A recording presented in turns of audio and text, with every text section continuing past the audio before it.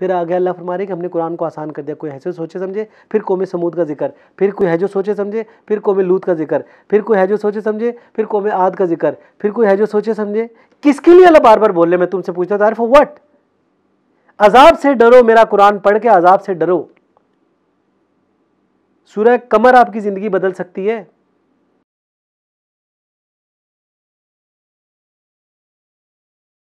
अस्सलाम वालेकुम व्यूअर्स, मैं हूं ताहिर और हमारे साथ हैं मोहम्मद इकबाल साहब। अस्सलाम वालेकुम sir. Thank you so much Iqbal भाई, आपने हमें टाइम दिया। हमारा जो पार्ट नंबर आज 8 है, आज उस पर हम डिस्कस करेंगे कुरान के हवाले से। सूरह कमर की जो है मैंने तिलावत की अल्हम्दुलिल्लाह से, और उसके तर्जुमे के साथ जो है मैंने उसे पढ़ा है। और उसमें अल्लाह ताला जो है ना, हर सेकंड जो लाइन है ना, उसमें वो कह रहे हैं कि कोई जो सोचे समझे।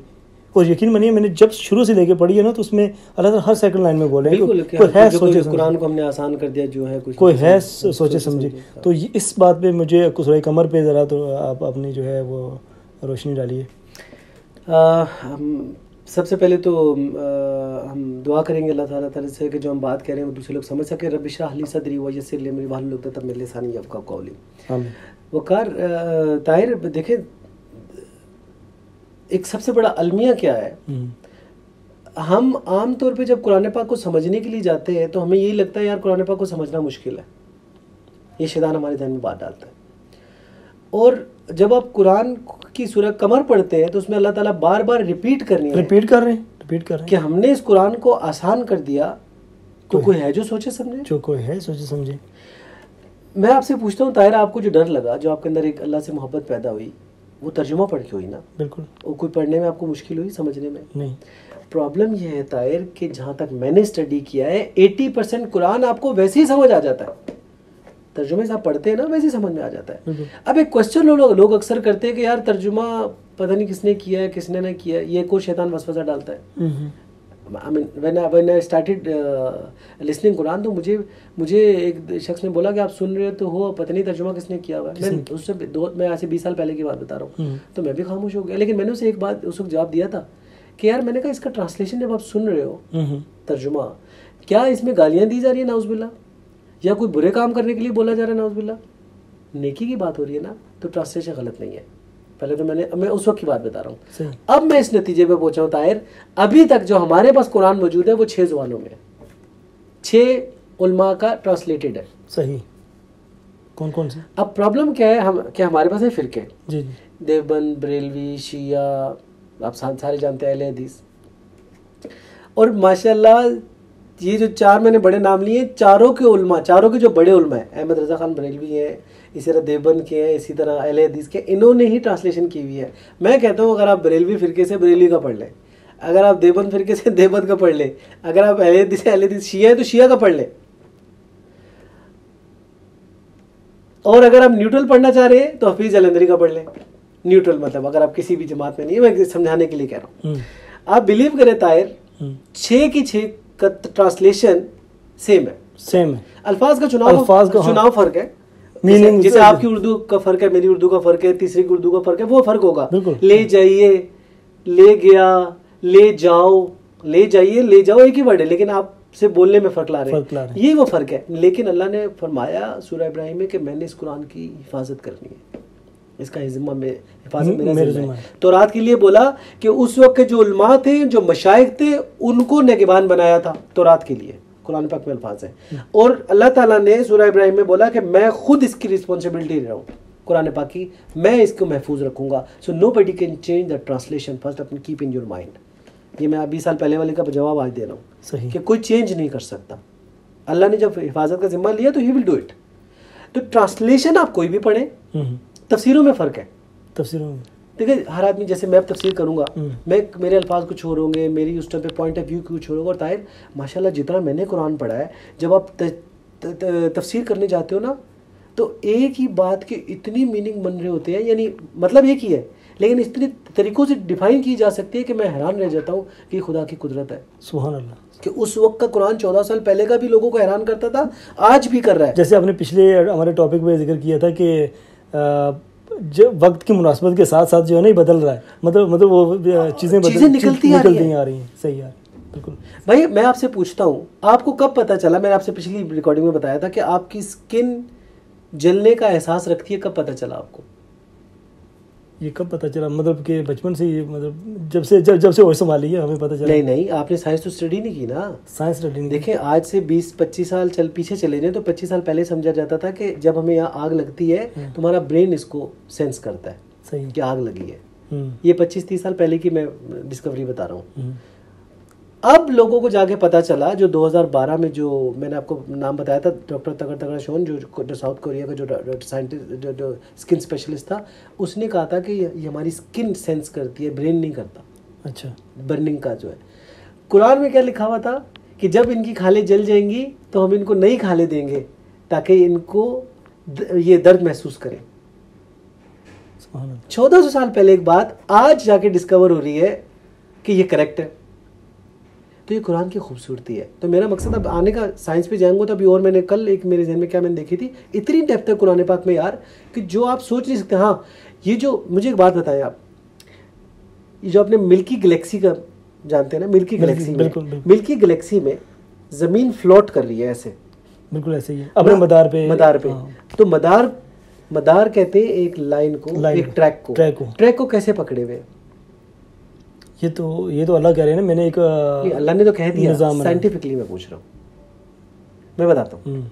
मैग्नेटिक पावर है। अच्छा। मैग्नेट देखा ना, जब हम बचपन में एक कागज के नीचे मैग्नेट रख के ऊपर सुई को खींचते थे तो चलता था, चलता बिल्कुल।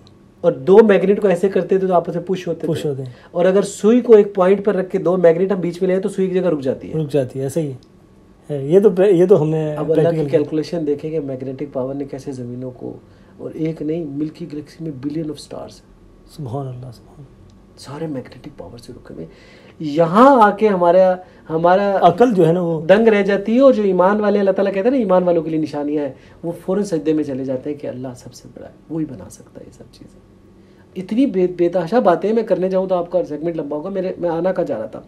तो कुरान को जब आप पढ़ते हैं ना ताहिर, तो अल्लाह की पहचान होती है। और जब कुरान पढ़ के अल्लाह की पहचान होती है ताहिर, तो आप मोमिन बनते हैं, फिर आपका कनेक्शन जुड़ता है, फिर आप नमाज पढ़ते हैं तो अल्लाह नज़र आता है आपको। तो अब आप बात कर रहे थे कि कुरान को समझने के लिए क्या करना चाहिए ताहिर, तो पहले मैं कहूँगा कि पढ़ना बहुत ज़रूरी है। समझने के लिए किसी ज़ुबान का उठाएं translation, it's very easy to understand. 80% कुरान समझ आ जाता है। 20% कुरान आपको कोई ना कोई आपको हवाला चाहिए होता है। जो बड़े बड़े मुद्दसीन हैं, जिन्होंने ट्रांसलेशन किए, बड़े बड़े जो उलमा हैं, उनसे आप फिर अपनी हेल्प लें।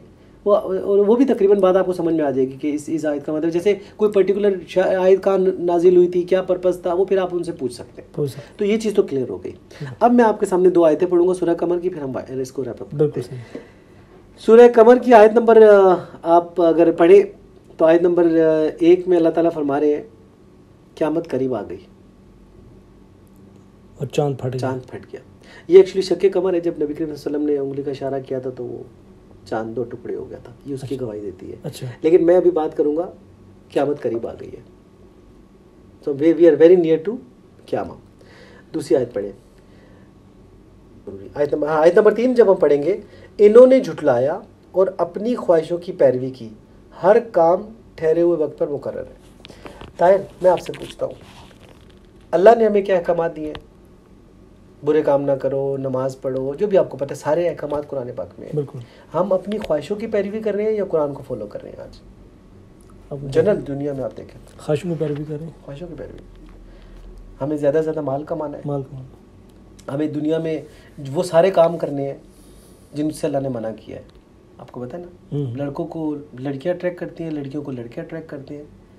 और मैं आपसे फिर पूछूंगा, टिकटॉक पे क्या हो रहा है? धंधा पैसे कमाने के लिए अल्लाह ने पर्दे का हुक्म दिया।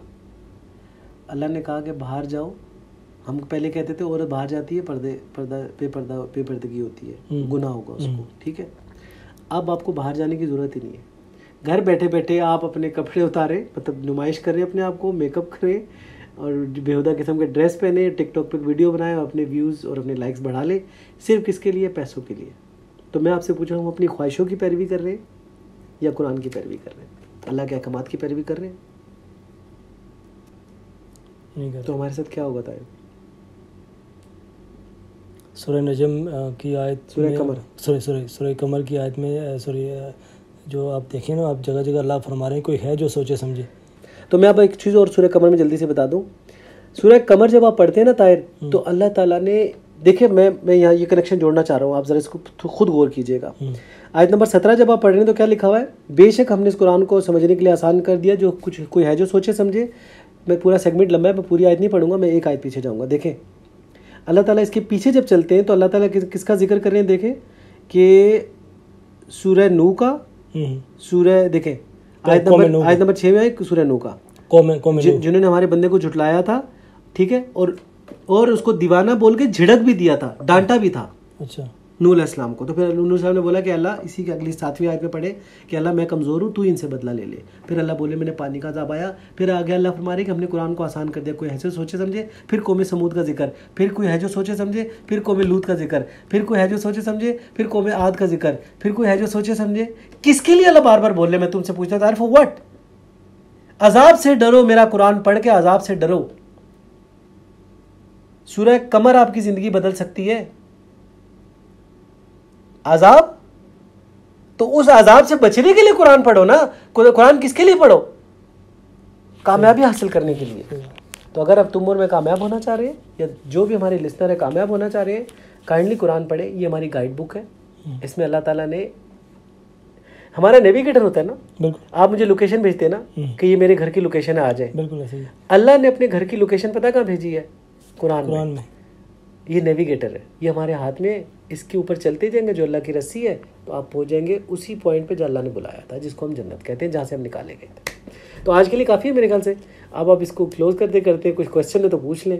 क्वेश्चन तो कुछ नहीं है, बस मैं जब से ये सूरह कमर पे थोड़ी गौर फिक्र की है, बात ये है कि जब अल्लाह ताला कह रहे हैं खुद से कि कोई है जो गौर फिक्र करे, कोई है जो गौर फिक्र, जैसे आप कह रहे हैं 5-6 चीज़ों को, तो कोई मतलब कि हमने इस कुरान को आसान कर दिया, कोई है जो सोचे समझे। तो नसीहत के लिए कुरान आसान है, आसान। तो आप बताएं मुझे, मैं तो खुद परेशान हूँ जितना कुरान पढ़ता हूँ।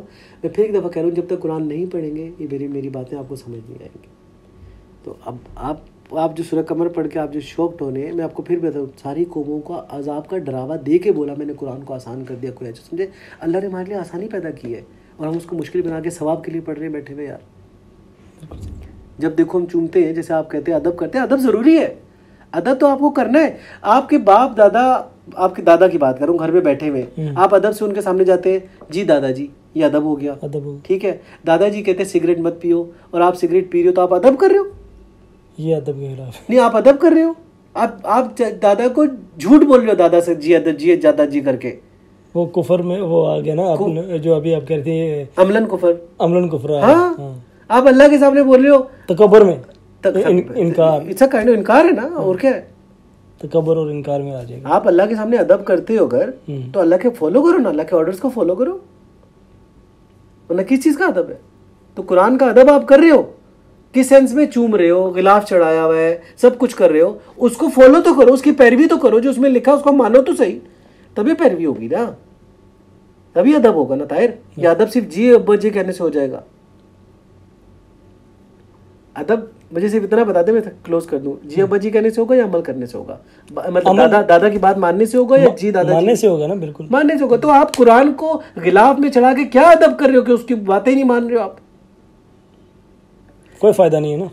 जी हाँ, मैं तो अभी इतना ही कहूँगा, मैं मजीद इसमें बात बिल्कुल करूँ, मैंने जितनी ज़्यादा लंबी बात हम इसलिए नहीं कर रहे क्योंकि सूरह कमर पढ़ लें, सूरह कमर पढ़िए आप सब लोग। मैं तो यही कहूँ, जैसे मैंने पढ़ी, उसके बाद मुझे जो असर हुआ मेरे पे, मैंने इकबाल भाई के साथ आके मैंने सूरह कमर पे सबसे पहले डिस्कस किया। मैंने सूरह कमर पे आप जो है ना तफसीर जो है ना आप बात कीजिए, तो रोशनी डालिए, क्योंकि अल्लाह ताला ने हर चीज़ का जो है ना उसके अंदर जिक्र किया है।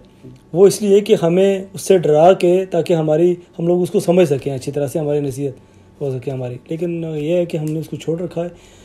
एनीवेज व्यूवर्स, अपना बहुत ख्याल रखिएगा और इंतज़ार कीजिएगा हमारे नेक्स्ट टॉपिक का। इंशाल्लाह हम लेके आएंगे आपके साथ। कोशिश करते हैं कि हम भी आप ही की तरह ही हैं, अभी स्टूडेंट्स हैं, सीख रहे हैं, कुरान से बहुत कुछ सीखना है। बहुत बड़ा जो है वो समंदर है जिसको हमने अभी अबूर करना है। अल्लाह करे हम सब के जो है ना ईमान मजबूत हो जाए, हम उस पर अमल भी करें। अमल करना सबसे ज़्यादा ज़रूरी है मेरा ख्याल है। पढ़ने से कुछ नहीं होगा, अदब करने से, अदब तो आपका हक है, आपको करना ही होगा। माँ बाप का भी अदब करते हैं हम, तो इस तरह हमें अदब के साथ उनके जो है ना हम वालिदैन के हकूक़ पे भी बात करेंगे। इसी वो मतलब ये देखिए, इसी बात से भी आपके वालिदैन के हकूक़ का आइडिया, सेगमेंट एक्चुअली लंबा ना हो इसलिए नेक्स्ट टॉपिक में कर लेते हैं। अगले में बेसिकली है कि कुरान ने हमें हर वो चीज़ बता दी है जो इस वक्त हो रही है, जो हमारे साथ हमारी ज़िंदगी को जीने का तरीक़ाकार है ना, वो सारा कुरान के अंदर है। कसम से मैंने देखा है हर चीज़ जो कुरान के अंदर है, हम गौर व फिक्र नहीं करते, खोलते नहीं है। हर चीज़ का आपको हल मिल जाएगा, दवा शफा सब कुछ अल्लाह की कुरान में है। तो मेरा ख्याल है हमें इसमें थोड़ी सी गौर व फिक्र करनी चाहिए, और गौर व फिक्र करनी चाहिए। यानी कि सिर्फ पढ़ के तर्जमा पढ़ के आपने इग्नोर कर दिया, तर्जमा अजी मैं तर्जमे के साथ पढ़ लिया, पता चल गया तर्जमे का। अब आप कह रहे हैं ना कि तर्जमे के साथ सुनो पढ़ो, लोग तर्जमे के साथ पढ़ते भी हैं, लेकिन फिर भी गौर फिक्र जरूरी है। एक बार भाई मैं आपसे 2 मिनट और ले लूँ? जी 2 मिनट और बिल्कुल। आप क्या समझते हैं कि फ्री में आपको एजुकेशन अल्लाह की तरफ से मिलेगी? आप आए नाचते हुए, आप मैं बताऊं हम लोग को कुरान सुनने का ट्रेंड क्या है? जी हमारे कुरान सुनने का ट्रेंड पता क्या था? हमने पहले चलानी है तिलावत। अभी रिसेंटली मेरे घर वाले ट्रैवल कर रहे थे सक्खर की तरफ, सुबह तिलावत, उसके बाद कवाली, कवाली के बाद गाने। अब आपको क्या कख पता चलेगा कुरान क्या कह रहा है? आपने तो कुरान किस लिए चलाया था कि मेरे गाने सुनने से पहले अल्लाह मुझसे राजी हो जाए और मैं हिफाजत से अपनी मंजिल पे पहुंच जाऊं। बस क्या कख आपको मिलेगा? आपको कंसिडर करना है, आपको रुकना है, पोज करना है। ये क्या कहा अल्लाह ने? इससे क्या मतलब था? ये तो गौर फिक्र है ना। अल्लाह ताला सूरह कमर में गौर फिक्र की एक बार भी बात कर रहे हैं। जब मैंने सूरह कमर पढ़ी है तो मैंने देखा कि अल्लाह ताला कितने बार कह रहे हैं गौर फिक्र का। तो सूरह कमर कितने बार कुरान में मैं पढ़ चुका हूँ, लेकिन यह है कि उसको तर्जुमे के साथ उसके बाद भाई जो आप इसके ट्रांसलेशन देख रहे हैं ना, कोई है जो सोचे और समझे। सोचे पहले सोचे, सोचना क्या आप उस पर कंसिडर करो ना कि मैंने क्या बोला, ये क्यों बोला मैंने ये, बट सोचे कौन? हमारे पास टाइम ही नहीं है ना। हम मूवियों से, टिकटॉक से, व्हाट्सएप से, यूट्यूब से इनसे निकलेंगे तो हम सोचेंगे ना। टिकटॉक वैसे मैं भी बनाता हूँ, लेकिन मैं टिकटॉक अच्छे काम के लिए करे, इंटरनेट अच्छे काम के लिए करे। मैं भी टिकटॉक बनाता हूँ, मगर मैं डांस करके नहीं बनाता हूँ, बस ये फर्क है। कुरान के मैसेज वगैरह आप दें लोगों को, अल्लाह का पैगाम पहुँचे। तो नाज़रीन ये था हमारा आज का सेगमेंट, और इंशाल्लाह मिलते हैं नेक्स्ट वीडियो में। अपना बहुत ख्याल रखिएगा। इकबाल भाई और मुझे इजाज़त दीजिएगा। अल्लाह हाफिज़। अल्लाह हाफिज़।